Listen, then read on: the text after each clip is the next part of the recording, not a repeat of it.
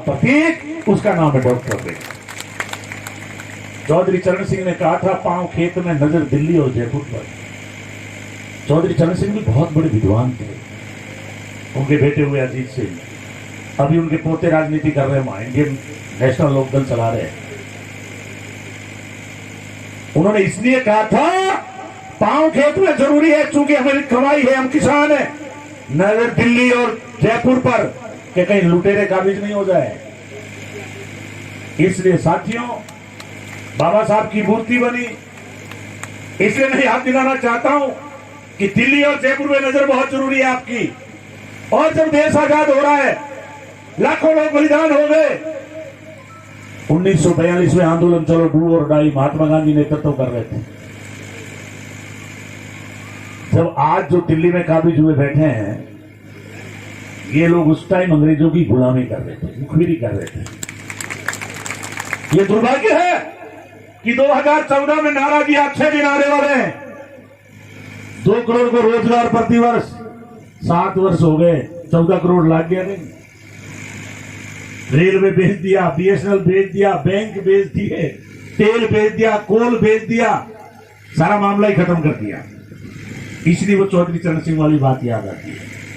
देश हमारा 47 में आजाद हुआ।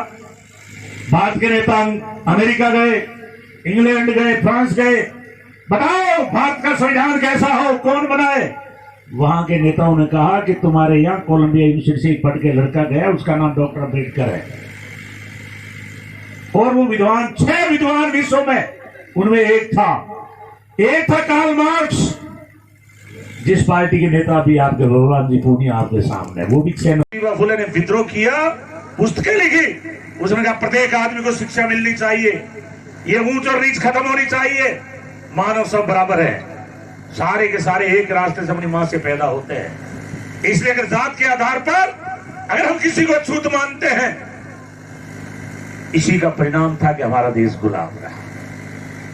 जब प्लासी का युद्ध हुआ तो जितने लोग मैदान में लगे, इसलिए मैं आपसे निवेदन कर रहा हूं मेरे किसान भाइयों, ये डॉक्टर अम्बेडकर गायकवाड़ पिछड़े समाज का था। जैसे आज जाट है, बिश्नोई है, नाई है, कुमार है, वो गायकवाड़ का जो है राजा बना, साहू, छत्रपति साहू। उसने ज्योतिबा फुले से प्रेरणा लेकर 50% का आरक्षण दिया। उनका हर आदमी पढ़ेगा, दलित भी पढ़ेगा, महिला भी पढ़ेगी, 36 कौम के लोग पढ़ेंगे। और डॉक्टर अम्बेडकर गरीब था। जैसे अभी कॉमरेड ने कहा ना, बहुत बड़े मन से मैं छोटा आदमी हूं, लेकिन काम कितने बड़े बताए। तो डॉक्टर अम्बेडकर को स्कॉलरशिप दी कि अगर तुम विदेश में पढ़ोगे मैं स्कॉलरशिप देता हूं।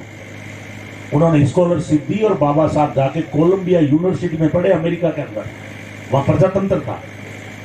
300 सालों का भी सर्वे कराया बराक ओबामा ने, जो उनका राष्ट्रपति था, कि 300 सालों में कोलंबिया यूनिवर्सिटी में सबसे इंटेलिजेंट स्टूडेंट कौन, नाम निकल के आया, उसका नाम था डॉक्टर अम्बेडकर, कोलंबिया यूनिवर्सिटी।